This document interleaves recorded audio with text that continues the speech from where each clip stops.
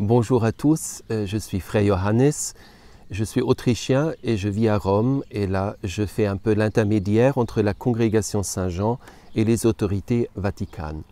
J'étais chargé d'être le modérateur de la commission pour les textes fondamentaux et ensemble avec les frères, les sœurs apostoliques et les sœurs contemplatives, nous avons fait un long travail, un gros travail sur notre règle de vie et nos constitutions.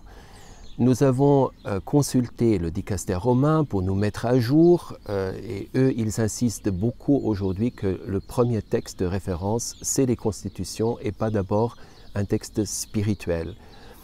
La deuxième chose, nous avons aussi consulté des canonistes et des théologiens experts en matière de théologie de la vie religieuse et de droit canonique.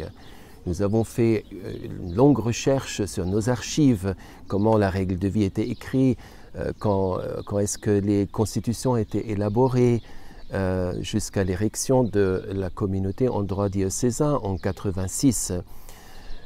Et nous avons fait aussi une synopse pour montrer un peu le développement. Nous avons découvert qu'il y a 4 versions de la règle de vie. Et voilà, tout cela était saisi par les capitulants. Cette matière était débattue, était assimilée, appropriée.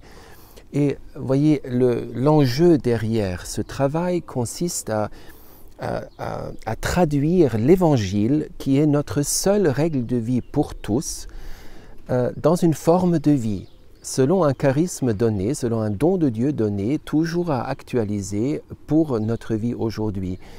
Et les constitutions le traduisent.